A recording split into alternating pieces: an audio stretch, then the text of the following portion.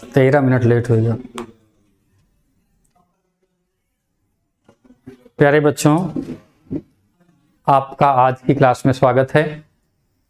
हम लोग चलते हैं पिछले टर्म से जो है हम लोग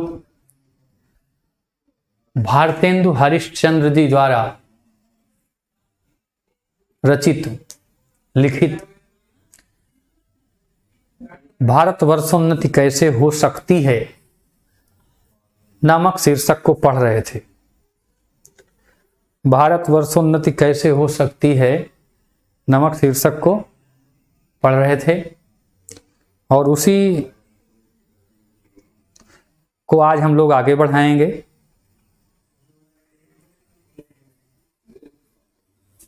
जी, सब लोगों को नई क्लास, आज की क्लास की शुरुआत करते हैं सब लोगों के लिए और आज की क्लास में आप सबका स्वागत है। स्वागत करते हुए और ध्यान देंगे, ध्यान से पढ़ेंगे, जहाँ पे जो प्रॉब्लम होगी उसको बताएंगे, जहाँ पे जो प्रॉब्लम होगी उसको बताएंगे। क्या बताना है कि आज हमारी जो है इस क्लास पे 6वीं क्लास है, तो 6ठी क्लास में से जो है देखिए, इसके पहले हम लोग बात कर चुके हैं, आज की शुरुआत अब होती है। और पहले भी मैंने आप लोगों को कहा था, बताया था, पूछा था कि जहां भी प्रॉब्लम हो रही हो उसको आप लोग बताएंगे। क्या है कि सबसे पहले, इससे सबसे पहले धर्म की उन्नति करनी उचित है। देखो, अंग्रेजों की धर्म नीति, राजनीति परस्पर मिली है, इससे उनकी दिन दिन कैसे उन्नति हुई। क्या करना होगा? पहले हमें धर्म की उन्नति करना होगा। धर्म का मतलब क्या है? कई बार हमारी आपकी इस पर बात हो चुकी है। धर्म किसको कहते हैं? धर्म का मतलब बेटा ये हिंदू, मुस्लिम, सिख, ईसाई वाले धर्म की बात नहीं हो रही है। धर्म का मतलब हो रहा है सिद्धांत की, आदर्श की और कर्म की। धर्म का मतलब क्या है? कर्म की, सिद्धांत की, आदर्श की। जो हमारा दायित्व है, जो हमारी जिम्मेदारी है, उसके पालन की बात हो रही होगी। क्या करना होगा हमें? सबसे पहले अपने धर्म यानी अपने कर्तव्य का पालन करना है। धर्म का मतलब क्या हो गया भाई? कर्तव्य। जब हम क्या करेंगे? कर्तव्य का पालन करेंगे। जब हम अपने कर्तव्य का पालन करेंगे तब क्या हो जाएगा? तब हमारे देश की भी तरक्की होगी, हमारी भी तरक्की होगी। और यह सिद्धांत, अब कहते हैं कि धर्म और राजनीति, क्या करना है इन्होंने? धर्म और राजनीति, धर्म प्लस राजनीति, जब दोनों का सम्मिश्रण होगा, धर्म और राजनीति जब दोनों मिलेंगी तब जाकर के विकास का मार्ग प्रशस्त होगा, खुलेगा। इसलिए हमें क्या करना है भाई कि हमें इसी सिद्धांत पर चलना है, ऐसे ही आचरण करने हैं, ऐसा ही व्यवहार करना है, ऐसी ही मानसिकता स्थापित करनी है, ऐसे ही विचार लाने हैं, ऐसे ही कर्म करने हैं जिससे देश की उन्नति हो, हमारी उन्नति हो। और जब हमारी उन्नति होगी, लोगों की उन्नति होगी, तब देश की भी उन्नति होगी। दोनों की उन्नति, दोनों का विकास एक दूसरे से क्या है भाई? संबद्ध है, जुड़ा हुआ है। फिर क्या कहते हैं कि अंग्रेजों ने ये धर्म नीति और राजनीति दोनों को मिलाया। अंग्रेजों ने धर्म नीति और राजनीति दोनों का सामंजस्य बनाया, दोनों से मिल करके अपनी शासन व्यवस्था को संचालित करने का काम किया। उसके परिणाम स्वरूप उनके राज्य का, उनके देश का, उनकी संस्कृति का, उनकी सभ्यता का और खुद का, मानव का, उनका भी। भाई जब संस्कृति का विकास होगा, राष्ट्र का विकास होगा, सभ्यता का विकास होगा, तो मानव का भी विकास होगा। तब क्या हो जाएगा? मानव का भी विकास होगा, हमारा भी विकास होगा। इसलिए जब दोनों का सम्मिश्रण हुआ तो हम क्या किए भाई? उन्नति के मार्ग पर अग्रसर हुए, आगे बढ़ते चले गए। और इसी के कारण, इन राजनीति और धर्म नीति के मिलने के कारण, दोनों के एकाकार होने के कारण क्या हुआ भाई? हम उन्नति के मार्ग पर अग्रसर हुए हैं। ठीक है, आगे चलते हैं। उनको जाने दो, कहते हैं चलो अच्छा वो बात नहीं समझ में आती है। लेखक कह रहे हैं कि हम अंग्रेजों की बात कर रहे हैं। कुछ लोगों का तर्क होगा कि भाई वो तो वहां की परिस्थिति अलग है, वहां का समाज अलग है, उनकी सोच अलग है, उनकी ज्ञान विज्ञान अलग है, तो भिन्नता के आधार पर हो सकते हैं। कहते हैं चलो भाई हम इस बात को नहीं मानते हैं।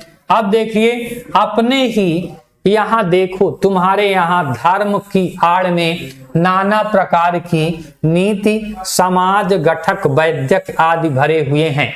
क्या किया? अपने यहाँ भी देखो। चलो जाने दो अंग्रेजों को, जाने दो इंग्लैंड को, जाने दो अमेरिका को, जाने दो फ्रांस को, जाने दो जर्मनी को, या किसी भी विदेशी देश की बात नहीं करेंगे, लेखक कह रहे हैं।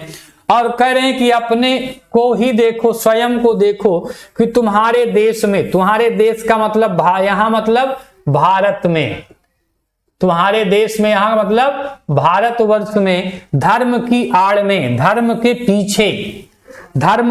पीछे अनेक प्रकार की नीतियां क्या हैं?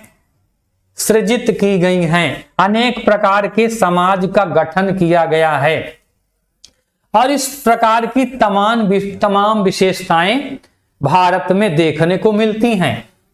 एक मिसाल सुनो। क्या कहा? मिसाल का मतलब क्या होता है भाई? उदाहरण। 1-2 उदाहरण की बात कर रहे हैं। देखिए, किसी भी बात को करने, किसी भी सिद्धांत की बात करने के बाद फिर हम उदाहरण क्यों देते हैं?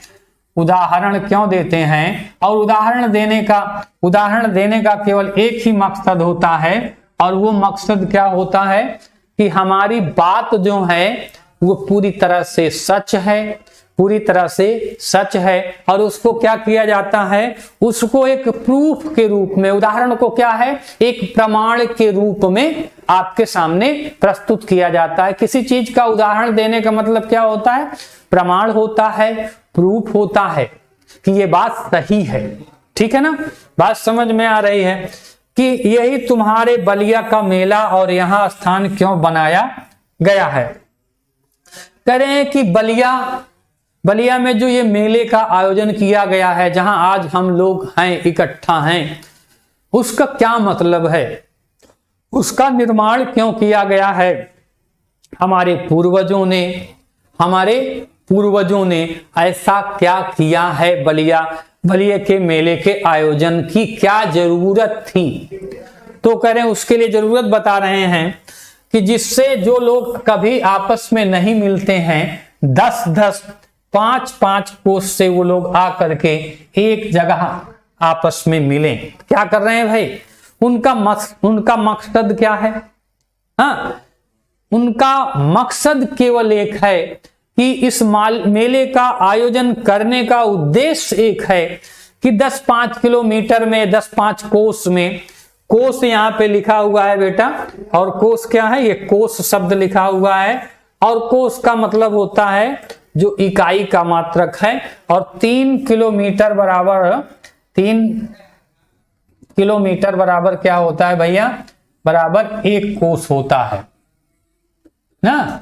तो ये कोस की बात कर रहे हैं कि जो ये कोस है बेटा 5-5 कोस पर कि 10-5 कोस के लोग आपस में क्या करते हैं भाई, मिल नहीं पाते हैं। और मेले के आयोजन का मतलब यह है कि जो क्षेत्रीय लोग आपस में नहीं मिल पाते हैं, एक अपने कार्य की व्यस्तता के कारण, अपनी कार्य की व्यस्तता के कारण आपस में नहीं मिल पाते हैं, तो मेले का आयोजन केवल इसलिए किया गया है कि यहां आकर के वो आपस में मिल सकें, एक दूसरे के दुख को, तकलीफ को, खुशी को बांट सकें। समाज में क्या होता है, हमें एक दूसरे की खुशी से, एक दूसरे से दुख से क्या करना होगा, हम एक दूसरे से परिचित होंगे, तभी हमारी खुशी का कोई मतलब है। और जब अपने दुख को किसी दूसरे के सामने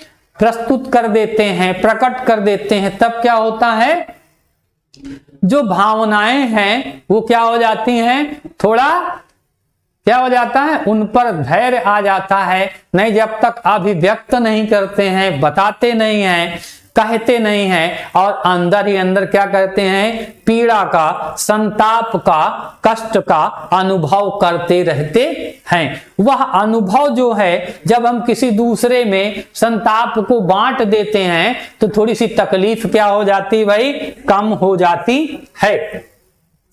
एक दूसरे को दुख सुख जाने, क्या करें भाई, एक दूसरे के किसके लिए जाने, दुख सुख जाने। और गृहस्थी के काम की वह चीजें जो गांव में नहीं मिलती हैं, यहां ले जाएं। और एक उद्देश्य और होता है कि जो क्या है, घर की उपयोग की वस्तुएं हैं, घर की उपयोग की वस्तुएं हैं। और मेले अमूमन क्या होता है, साधारणतः मेला जो है वो प्रतिवर्ष लगता है। हर क्षेत्र में आज भी व्यवहारिक दृष्टि से आप देख सकते हैं कि प्रतिवर्ष वो मेला एक निश्चित जो है समय पर लगता है, निश्चित उसकी डेट होती है, तिथि होती है, तो डेट और तिथि पर लगता है। और उसका मकसद ये होता है कि उस क्षेत्र के जो लोग रहने वाले हैं वो लोग अपनी आवश्यकताओं की पूर्ति कर लें। पूर्व में माने आज से 10-20 साल पहले इन मेलों की बड़ी उपयोगिता थी, आज थोड़ा सा कम हो गई है। आज इसलिए हो गया है कि आज मार्केट ज्यादा हो गई है, बाजार ज्यादा हो गए हैं। पहले के जमाने में ये मेले जो है बहुत भूमिका अपनी निभाते थे और बहुत अच्छी भूमिका निभाते थे। लोग एक वर्ष तक घर के लिए उपयोगी वस्तुओं की प्रतीक्षा करते थे, या 1 वर्ष का सामान लाके रख लेते थे कि भाई अब ये इतनी चीजें हमको चाहिए। धीरे धीरे क्या हो गया, आज की दुनिया में, आज के समय में रमता चला गया। आज तो हर दिन जो है मेला है, जिस दिन आप जो जहां लेना चाहें वहां पे जा करके आपको उपलब्ध हो जाएगा। लेकिन पहले क्या था, देहात में क्षेत्रीय स्तर पर इन मेलों का आयोजन किया जाता था। अब बताइए, अभी आपको कुछ पूछना है जी, किसी को कुछ पूछना है तो बताएं, ठीक है? किसी को कुछ पूछना है तो बताइए।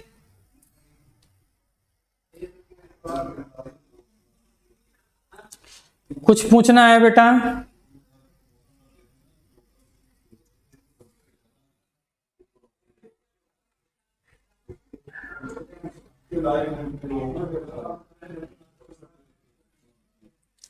चलिए आगे चलते हैं।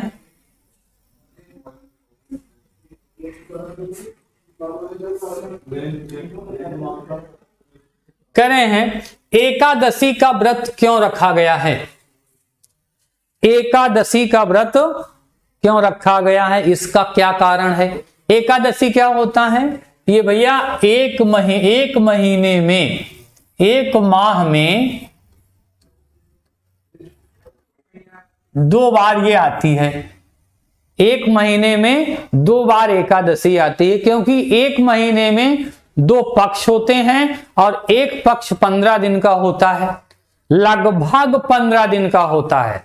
जैसे आपका जो हिंदी महीना होता है ना, वो लगभग 15 दिन का होता है, और ये जो आपका अंग्रेजी महीना है, जनवरी फरवरी मार्च अप्रैल वाला, ये क्या होता है, ये 28 दिन 29 दिन 30 दिन 31 दिन, इनका अपना बिल्कुल निर्धारित है। चलो भाई ये महीना 30 दिन का होगा, ये 31 दिन का होगा, बिल्कुल क्लियर है। लेकिन क्या है, जो हिंदू महीना है, जो प्राचीन संवत से जो, अब ये क्या होता है, ये एक माह 2 पक्षों में बटा होता है। कितने पक्ष होते हैं भाई, एक पक्ष, एक का नाम होता है कृष्ण पक्ष, पहले का नाम होता है कृष्ण पक्ष और दूसरे का नाम होता है शुक्ल पक्ष। कृष्ण पक्ष और शुक्ल पक्ष, और 15-15 दिन में, तो 15 दिन होता है, 1 से लेकर के 5 तक ये, 15 तक ये होता है, और 1 से लेकर के 15 तक ये होता है।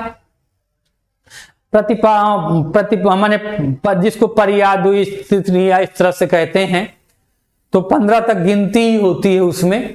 और पहले में क्या होता है भाई, पहले में क्या होता है, अमावस्या होती, पहले पक्ष में क्या आता है, अमावस्या आती है, और दूसरे में क्या आती है, पूर्णिमा आती है, दूसरे में क्या आता है, पूर्णिमा आती है। इस प्रकार से एक महीने का समय जो होता है वो चलता है। अच्छा एक चीज और, बातें तो बहुत होती हैं बेटा, चाहे जितना बताओ हिंदी में कभी कोई समाप्ति का कोई जगह नहीं आ सकती है। अब देखिए वास्तव में क्या होता है, 27 नक्षत्र होते हैं बेटा। कितने नक्षत्र होते हैं, 27 नक्षत्र होते हैं। जब इनका एक चक्र पूरा हो जाता है तब क्या कहलाता है, एक माह हो जाता है। एक तो ये सिस्टम है ना, और एक क्या होता है कि एक चक्र जब घूमते घूमते घूमते घूमते पूरा होता है तो 1 महीने पूरा होता है। 1 महीने में एक नक्षत्र एक बार राउंड मारता है, और एक नक्षत्र लगभग 24 घंटे तक रहता है। तो इस तरह से क्या होता है कि हर एक पक्ष में क्या होती है, एकादशी होती है, माने 11वां दिन।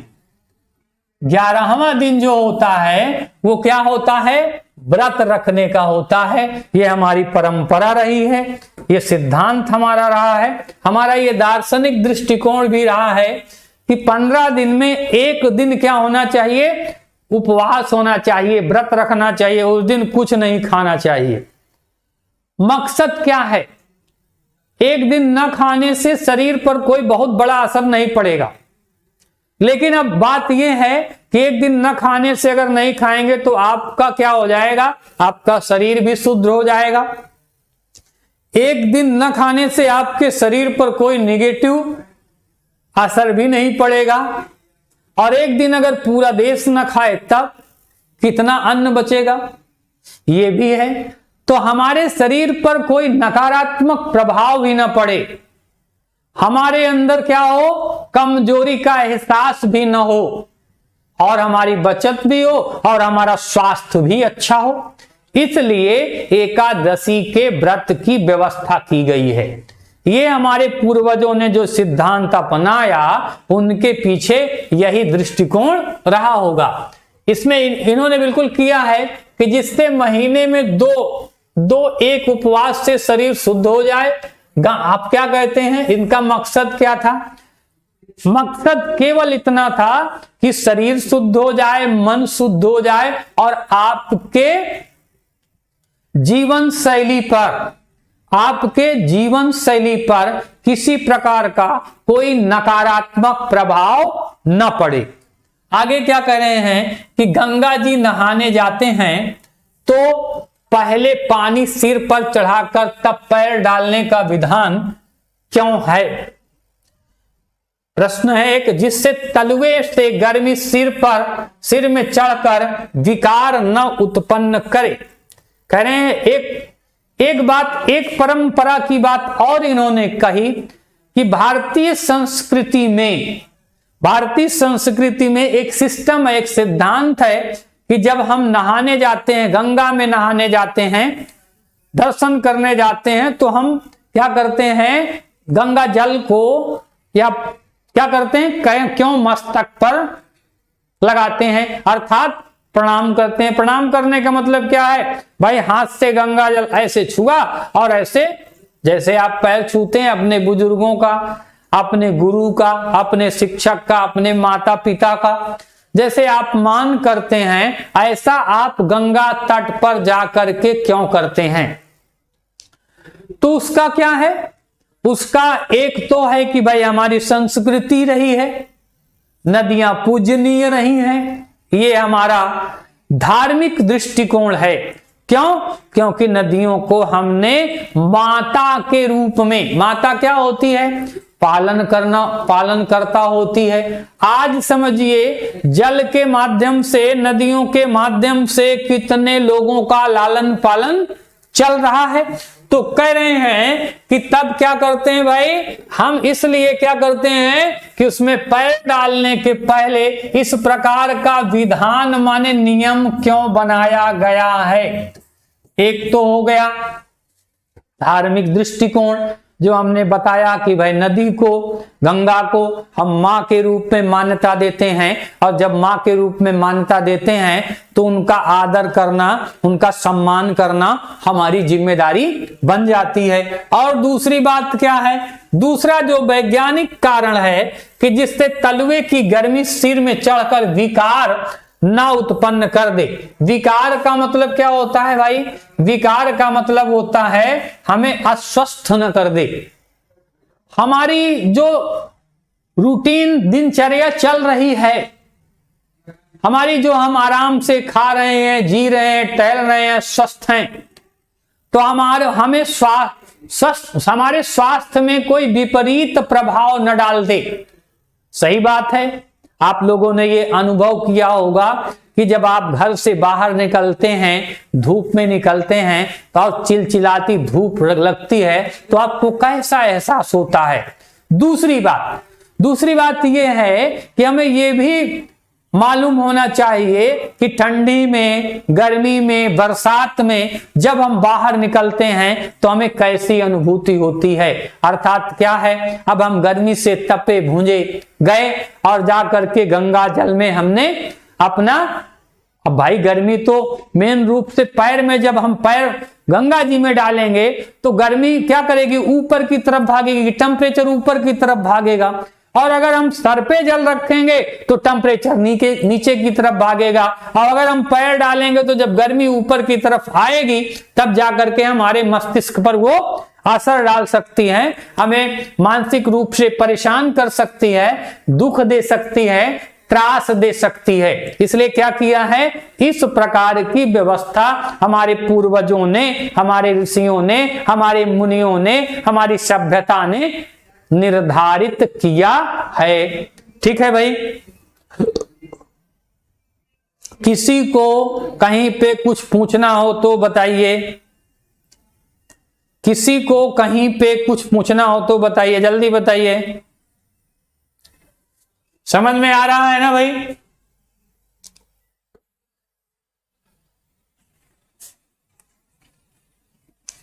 जल्दी जल्दी बताइए।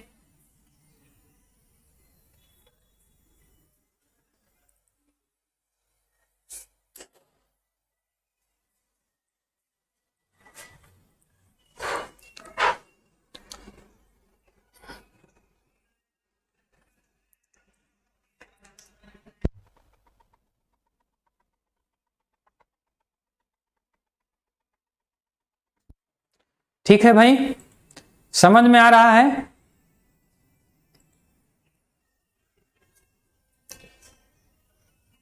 समझ में आ रहा है? किसी को कोई दिक्कत?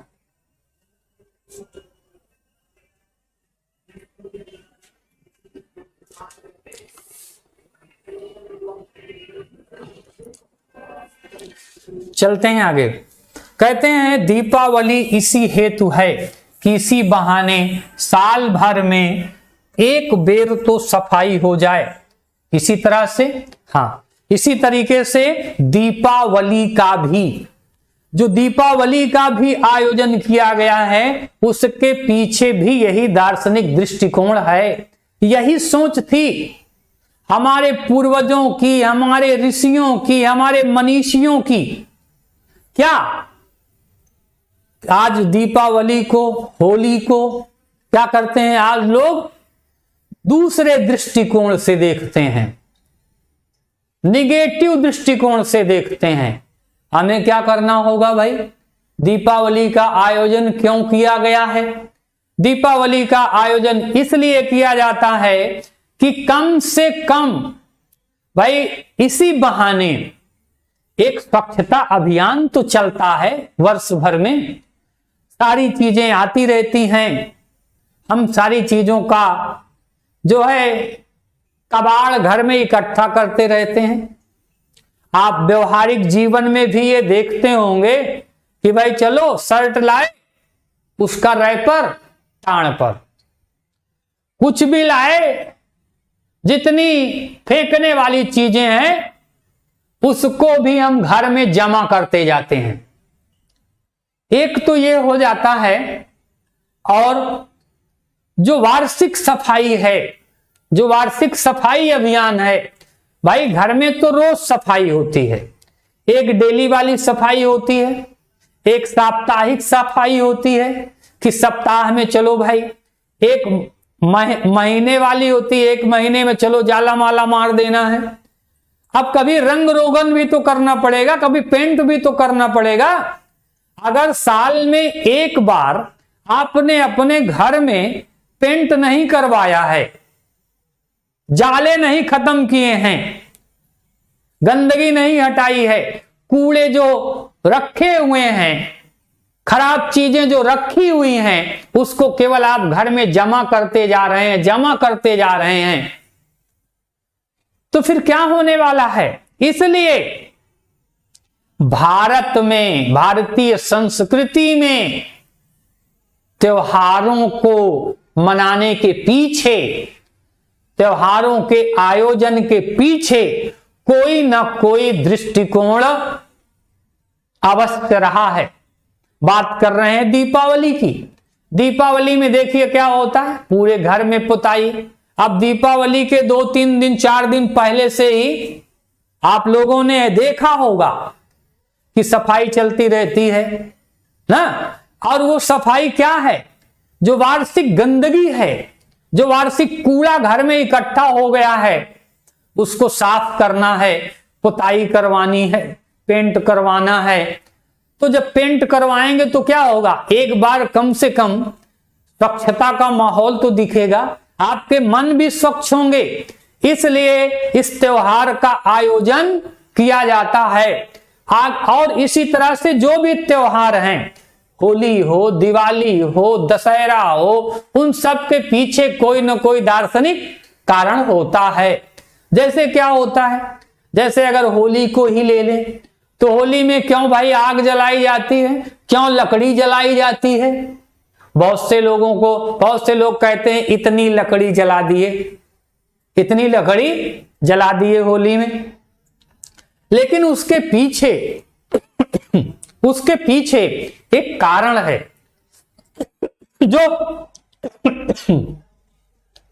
जो अज्ञानी लोग होते हैं, क्या होते हैं? जो अज्ञानी लोग होते हैं वो बिना कारण को सुने ही और समझे ही किसी कार्य की निंदा कर देते हैं। होली के समय क्या होता है कि मौसम में एकाएक जो है तापमान में परिवर्तन आता है, तापमान में परिवर्तन आता है। अब क्या होता है कि जब जगह जगह आग जलेगी तो जो तापमान में परिवर्तन आ रहा है, अब होली के बाद आप देखिए गर्मी थोड़ा सा अपने आप बढ़ने लगती है। क्यों बढ़ने लगती? उसी कारण से। तो जो तापमान को चेंज करने के ऋतु के परिवर्तन का कारण है और ऋतु परिवर्तन की सूचना है। ऋतु के परिवर्तन का कारण है और ऋतु परिवर्तन की सूचना है। इसलिए जिस दिन से होली जल जाती है उस दिन से तापमान अपने आप बढ़ जाता है। क्यों? ये प्राकृतिक व्यवस्था है जिसको हिंदू संस्कृति ने अपनाया है। उसी तरीके से भाई दीपावली है। दीपावली क्यों मनाई जाती है? दीपावली के समय आप जानते हैं कीट पतंगे, बरसात के बाद दीपावली होती है और बरसात में कीट की अधिकता होती है। अब जितनी लाइटिंग होगी, जितना क्या हो जाएगा, जितनी लाइटिंग हो जाएगी तो कीट पतंगे आकर के उसी में अपना जो है 10-15 दिन में सब उनका खेल खत्म हो जाएगा। नहीं तो अगर वो कीट पतंगे रहें तो हमारी फसलों को चाट जाएंगे। आप लोगों ने सुना होगा पिछली बार क्या आया था? पिछली बार आया क्या? टिड्डियों का समूह आया था। बड़ा हल्ला मचा था पूरे देश में कि टिड्डियां आ रहे हैं, जिस तरफ जा रही हैं पूरी की पूरी कृषि को वो नष्ट कर रही हैं। क्यों? क्योंकि जब हम अपनी सभ्यता से, अपनी संस्कृति से विरत होते जाएंगे, अलग होते जाएंगे तो समस्याओं का आगमन होगा। जब तक हम अपनी संस्कृति सभ्यता से जुड़े हैं, अपने संस्कार से जुड़े हैं, अपनी परंपराओं से जुड़े हैं, अपनी रीति रिवाजों से जुड़े हैं, तब तक हमारा जीवन सुखमय रहेगा। हमने क्या किया? हमारे यहाँ वृक्षों को भी देवता माना गया। क्या कहा भाई कि अकारण जो है वृक्ष भी नहीं काटने चाहिए। कौन मानने वाला है? आज तो खुशी के मारे जबरदस्ती काटे जा रहे हैं। परिणाम क्या हुआ? ऑक्सीजन की कमी हो रही है, टेम्परेचर की वृद्धि हो रही है। तो जो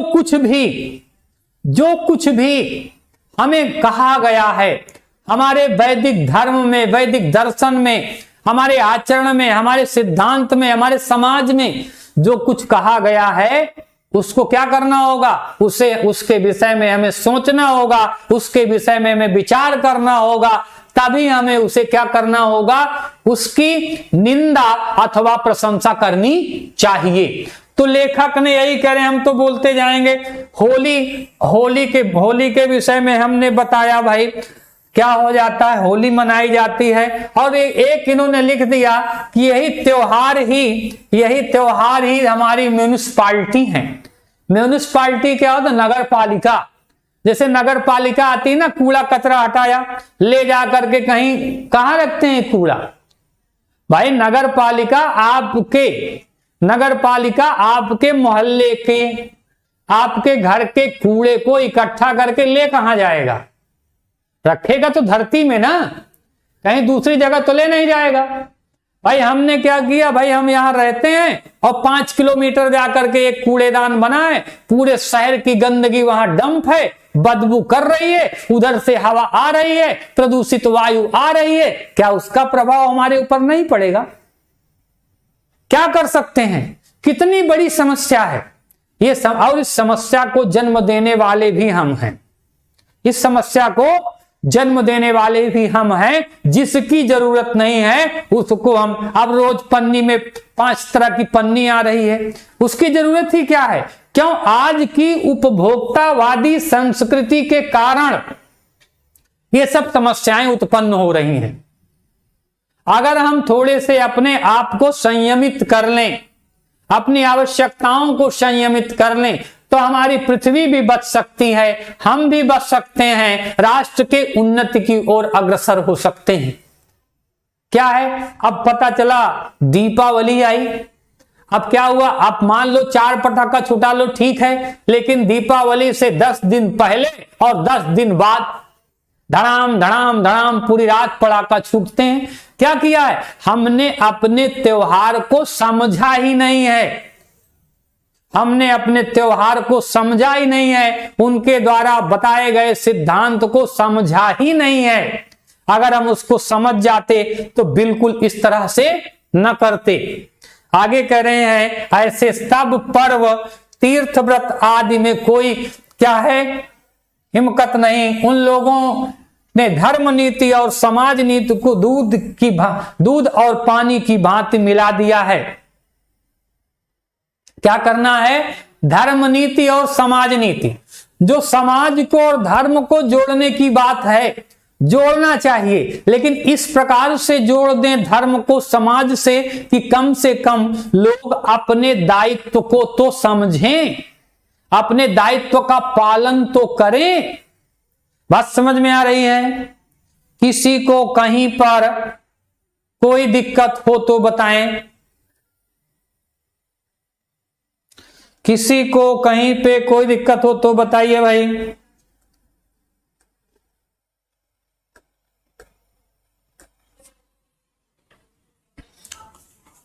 ठीक है,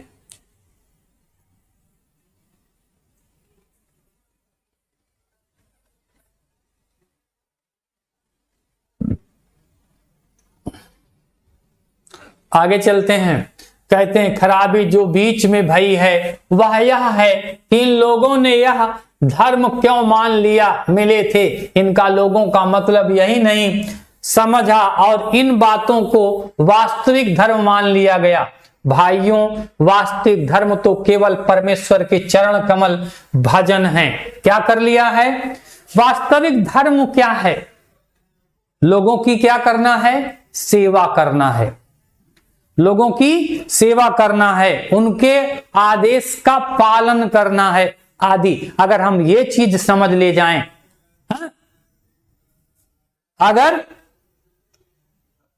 अगर हम ये समझ ले जाएं कि ये हमें करना चाहिए या नहीं करना चाहिए, अगर हमें अपने दायित्व समझ में आ गए तो संसार में कोई भी कार्य हमारे लिए असंभव नहीं रह जाएगा। ये सब तो समाज धर्म है जो देश काल के अनुसार शोधे और बदले जा सकते हैं। दूसरी खराबी यह हुई है कि उन्हीं महात्मा बुद्धिमान ऋषियों ने, वंश के लोगों ने अपने बाप दादों का मतलब न समझकर बहुत से नए नए धर्म बनाकर शास्त्रों में धर दिया। कहते कोई भी धर्म, कोई भी रीति, कोई भी परंपरा ऐसी नहीं हो सकती है जो समय के अनुसार, काल के अनुसार क्या किया न जा सके, परिवर्तनशील न हो। जो क्या हो भाई? काल और समय के अनुसार परिवर्तनशील न हो। परिवर्तन होना एक बहुत अच्छी बात है। अच्छी बात का मतलब क्या है? अब परिवर्तन का दृष्टिकोण भी अच्छा होना चाहिए।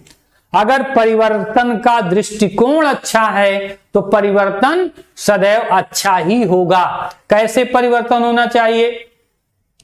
बिना सोचे समझे परिवर्तन नहीं करना चाहिए, सकारात्मक परिवर्तन करना चाहिए। जो हमारी सोच में, हमारी संस्कृति में, हमारी सभ्यता में, हमारे विकास के मार्ग में जो अवरोधक है, हमारे विकास के मार्ग में जो अवरोधक है, उसको क्या करना होगा भाई? उसका हमें त्याग करना होगा।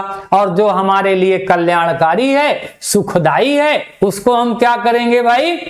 उसको हम स्वीकार करेंगे।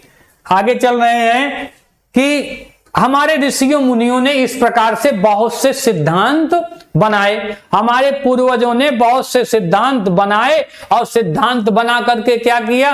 हमारी वेदों में, हमारे पुराणों में, हमारे समाज के सिद्धांतों पर रख दिया।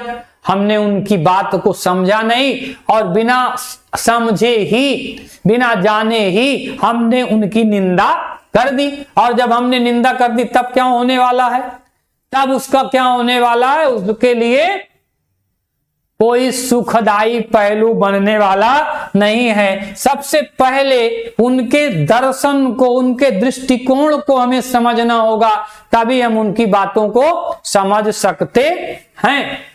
करें बस सभी तीर्थ व्रत और सभी अर्थान तीर्थ हो गए। इन बातों को अब एक बार आंख खोलकर देख लीजिए और समझ लीजिए कि फलानी बात उस बुद्धिमान ऋषियों ने क्यों बनाई और उनमें देश और काल के अनुकूल और उपकारी हो, उनको ग्रहण कीजिए। किसी भी बात की निंदा अथवा उसकी संतुष्टि अथवा उसकी तुष्टि, उसका पोषण, उसका समर्थन करने के पहले उस बात को खूब अच्छी तरह से समझना चाहिए। और जब उस बात को हम समझेंगे और उसके गुण दोषों के विषय में विचार करेंगे, तभी हम क्या कर सकते हैं? उन्नतिशील राष्ट्र के निर्माण में योगदान दे सकते हैं। अगर हमें उन्नतिशील राष्ट्र का निर्माण करना है तो पुरानी बातों को, पुरानी बातों को, पुराने सिद्धांत को क्या करना होगा, हमें धारण करना होगा, स्वीकार करना होगा। आगे चलते हैं, आगे क्या है, बहुत सी बातें जो समाज विरुद्ध मानी जाती हैं किंतु धर्मशास्त्र में जिनका विधान है उनको चलाइए। कुछ चीजें ऐसी होती हैं, क्या है कि समाज में वो स्वीकार्य नहीं है, समाज उसे गंदा मानता है, लेकिन धर्मशास्त्रों में, सिद्धांतों में उसे अच्छा माना जाता है। जैसे क्या है, उन सिद्धांतों को मान करके, उन सिद्धांतों को मान करके जो समाज में अच्छी धारणाएं, अच्छे विचार नहीं है, उन सिद्धांतों के आधार पर नई विचारधारा को जन्म दो। उदाहरण के लिए उन्होंने लिखा कि जैसे जहाज का सफर, विधवा विवाह आदि 2 बातें रखी। पहले कहते थे ना कि भैया जहाज में हम नहीं बैठेंगे। एक जगह मैंने पढ़ा था कि हिंदू धर्म और खारे पानी में बड़ा विरोध है। अगर क्या होते, उन्होंने लिखा राहुल सांकृत्यायन ने अथातो घुमक्कड़ जिज्ञासा में, अथातो घुमक्कड़ जिज्ञासा में ये लिखा कि भारत हमारा प्राचीन देश है, अगर चाहता तो अमेरिका में जाकर के क्या करता, पहले ही खोज कर लेता, वहीं जाकर के आधी जनसंख्या आज बन जाती, ऑस्ट्रेलिया का खोज कर लेता, वहीं कुछ लोग पहुंच जाते, लेकिन भारत के लोग कूप मंडूक रहे। क्यों? जितने में है उतने में ही खुश रहेंगे। तो ये गलत बात है। हमें क्या करना होगा, अपना विस्तार करना होगा, अपनी सोच को बढ़ाना होगा। और क्या करें, जैसे जहाज का सफर, कि जहाज में नहीं बैठेंगे, और अगर किसी का पति एक बार क्या हो गया है, मृत्यु को प्राप्त हो गया है, तो जीवन भर उसको तकलीफ को, उसके दंश को झेलना पड़ेगा।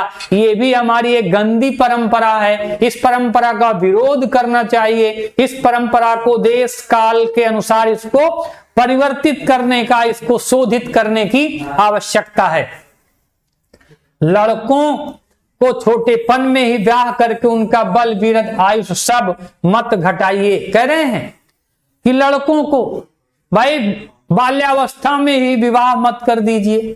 क्यों? क्योंकि उनकी बल की भी क्षति होगी, क्या है, बुद्धि का भी ह्रास होगा, तनाव होगा। इसलिए उनको इस लायक बनने दीजिए, उनको पढ़ने लिखने दीजिए, उनको उनके विकास के लिए, उनकी शारीरिक मानसिक विकास के लिए आपको विशेष रूप से उनकी शिक्षा के विषय में ध्यान देना चाहिए। उनकी आयु को मत घटाइए, उनके जीवन को दुखमय मत बनाइए, उनके जीवन में भी खुशी को आने दीजिए। ऐसा नहीं है कि केवल हम क्या किए, बस थोड़ा बच्चा 16-18 साल का हुआ, शादी कर दिए, जाओ तुम अपना समझो भैया। नहीं, उसको इस योग्य बनने दीजिए, उसकी बुद्धि को परिपक्व होने दीजिए, सोचने समझने की क्षमता आने दीजिए, आदि आदि आदि बातें। आगे कह रहे हैं कि आप उसके माँ बाप हैं या शत्रु हैं। कह रहे हैं आप उसके माँ बाप हैं या शत्रु हैं, अगर उसको बढ़ने का मौका नहीं देते हैं, उसको बढ़ने का मौका नहीं देते, उसको पढ़ने का मौका नहीं देते, वीर उसके शरीर में पुष्ट होने दीजिए, उसकी शारीरिक शक्ति को बढ़ने दीजिए, नून तेल लकड़ी की फिक्र करने की बुद्धि सीख लेने दीजिए, परिवार